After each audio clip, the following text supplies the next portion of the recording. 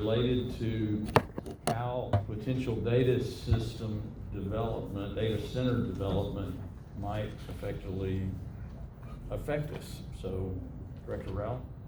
Exactly. So I'm going to go ahead and cover what I'm reading is A, B, and C on our agenda: potential water demand projections, infrastructure capacity considerations, GRP, compliance, rate structure, and conversion timeline implications.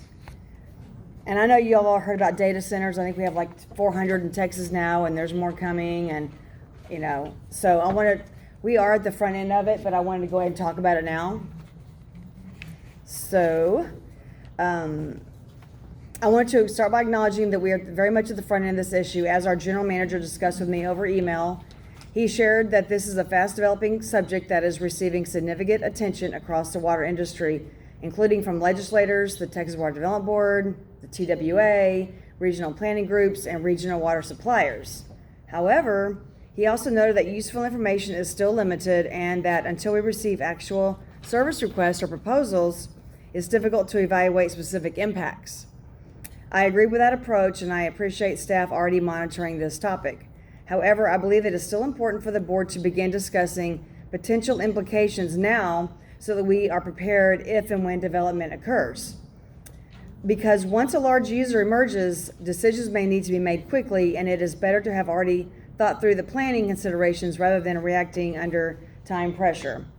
Additionally, I would suggest that we ask our legislative consultant, Mr. Mark Evans, to keep the board informed of any legislative or regulatory developments related to data centers.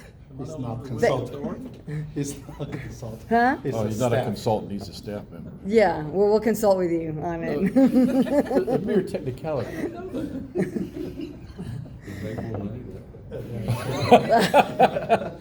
Did you hear that? Yeah. Anyway, thank you in advance for this. So assist us by identifying whether any legislative tools may be appropriate to help regional water authorities plan for and manage potential high-volume water users, whether it is groundwater or surface water. Texas is clearly experiencing a data center boom. Industry research indicates that Texas could become the world's largest data center market by 2030. ERCOT has reported that a significant portion of large load interconnection requests are related to data centers.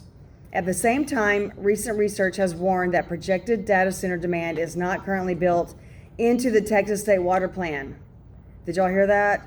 The demand is currently not built into the Texas State Water Plan, and that these unknown demands could place additional stress on local water supplies. So for the North Harris County Regional Water Authority, the question is not whether growth is good or bad. The question is whether possible high-volume users could change our water demand projections, infrastructure sizing, conversion timing, or rate structure before this board and the public have had a fair discussion about who should pay. If a data center or other high-volume user would require larger or earlier infrastructure, then that incremental cost should be identified clearly and borne by the user creating it, not shifted onto existing residential ratepayers. I'm getting close to being done. On GRP compliance, rate structure, and conversion timing, this is where the risk to ratepayers becomes very real. The North Harris County Regional Water Authority is already under pressure to complete costly regional conversion infrastructure while meeting subsidence district requirements. If potential high-volume users cause us to accelerate infrastructure and large assets or alter project timing, then that can affect debt, rates, and the pace of conversion. And if cost responsibility is not handled correctly, ordinary customers can end up subsidizing industrial size demand. If additional demand affects conversion timing, groundwater reliance, or infrastructure sequencing, then it could also affect compliance risk and the cost of getting to compliance. So this is not just an economic development question, it's also a governance, timing, and ratepayer protection question. Another consideration is water availability and how these facilities are supplied.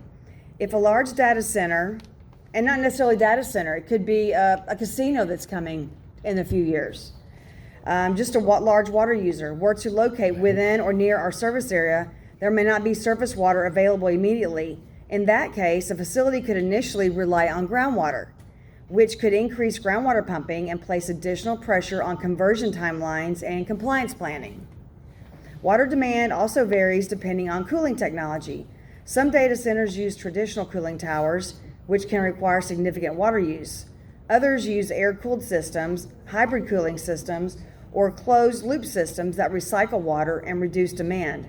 Some facilities also use reclaimed water, brackish groundwater, or alternative sources. Understanding these variables will be important as we evaluate potential impacts. And I'm going to skip some of this. I've got some questions that I'm going to give to the staff that may be helpful for them to consider in the future. So to finish, if data centers or large water users are coming to our area, then this board needs specific water demand projections, infrastructure impact analysis, and full cost recovery mechanisms before ordinary ratepayers are asked to bear any of the cost. I'm not saying no to growth. I am saying no to unclear projections, unclear cost allocation, and unclear ratepayer exposure. Thank you. That's it, yep. I'd like to make a quick comment on that in a not so, well, in a different vein a little bit. So if you drive out 59 towards Victoria, there's a little lake out there called Lake